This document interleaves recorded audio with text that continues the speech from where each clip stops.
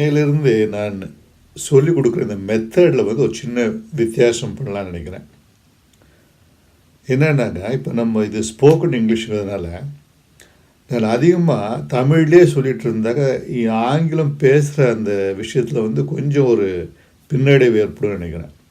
அதனால் இந்த பாடங்கள் எல்லாம் ஆங்கிலத்திலேயே அதிகமாக சொல்லிட்டு அதனுடைய டிரான்ஸ்லேஷனே அப்பப்போ கொடுத்துட்றேன். அப்போது உங்களுக்கு வந்து அந்த ஆங்கில உச்சரிப்பு, அப்புறம் வார்த்தைகளை எப்படி அதனுடைய கோர்வை, அது எல்லாமே உங்களுக்கு கொஞ்சம் கூட நல்லா புரியும்.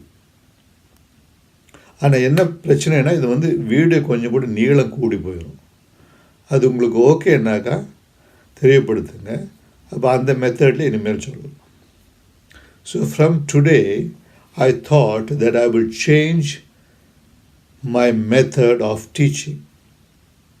Since it's a spoken English video, I thought it would be better if I spoke in English and also gave you the translations.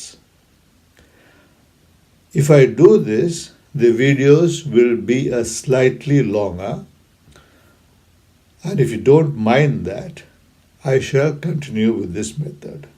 So please let me know whether you would prefer me to speak in English or to speak in Tamil alone.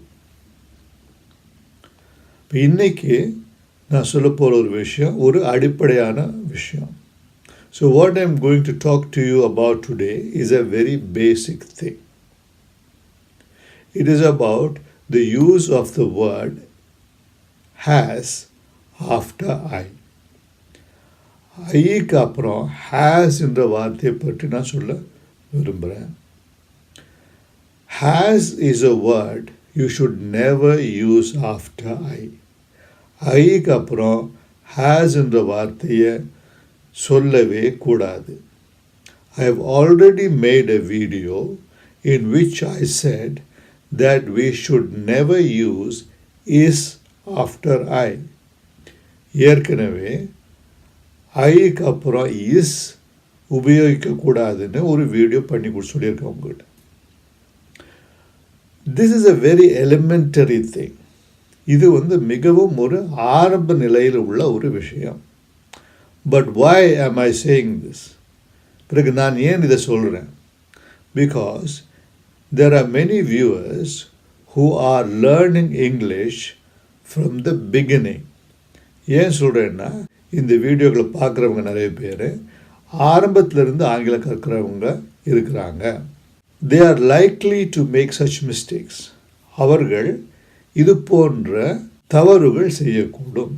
That is why ஐ ஆம் stressing upon this. அதனால்தான் நான் இந்த காரியத்தை மிகவும் உறுதியாக அழுத்தி சொல்கிறேன். Already I have said you should never use is after I. Now I am saying you should never use has after I. I hasன்னு சொல்லவே கூடாது. ஏற்கனவே சொல்லிவிட்டு ஐக்கு அப்புறம் இஸ் சொல்லக்கூடாதுன்னு ஹேஸ்ன்னு சொல்லக்கூடாது. என்ன சொல்லணும்? I have gone to Chennai. நான் சென்னைக்கு சென்றிருக்கிறேன். So have can be used in two ways. It can indicate possession. have வந்து ரெண்டு வழிகளை யூஸ் பண்ணலாம். ஒன்று வந்து நமக்கு ஒரு பொருள் இருக்கிறது என்று சொல்லலாம். I have a book. எனக்கு ஒரு புத்தகம் இருக்கிறது. I have a friend. எனக்கு ஒரு நண்பன் இருக்கிறான். I have a coffee. என்னிடம் ஒரு காஃபி இருக்கிறது. அதுவல்லாமல் besides that you can also say I have done something. நான் ஒரு காரியம் செய்திருக்கிறேன் என்று சொல்வதற்கும் have உபயோகப்படுத்தப்படுகிறது. I have gone to Chennai. நான் சென்னைக்கு சென்றிருக்கிறேன். I have written a book. நான் ஒரு புத்தகம் எழுதியிருக்கிறேன். So it can be used in these two ways. இந்த இரண்டு வழிகளிலும் இதை நாம் உபயோகப்படுத்த முடியும். But the thrust of this video is, இந்த வீடியோனுடைய மிகவும் முக்கியமான காரியம், மிகவும் அந்த நோக்கம், த்ரஸ்ட்னா மிகவும் எங்கே நான் செல்கிறேன் என்ற அந்த காரியம் என்னென்றால் that you should never use has after I. ஐக்கு அப்புறம் எக்காரணத்தை கொண்டும் has உபயோகிக்கப்படுத்தக்கூடாது. I hope I've made myself clear. நான் இதை தெளிவுபடுத்தியிருக்கிறேன் என்று நம்புகிறேன். மறக்காமல் லைக், ஷேர் அண்ட் சப்ஸ்கிரைப். நன்றி, வணக்கம்.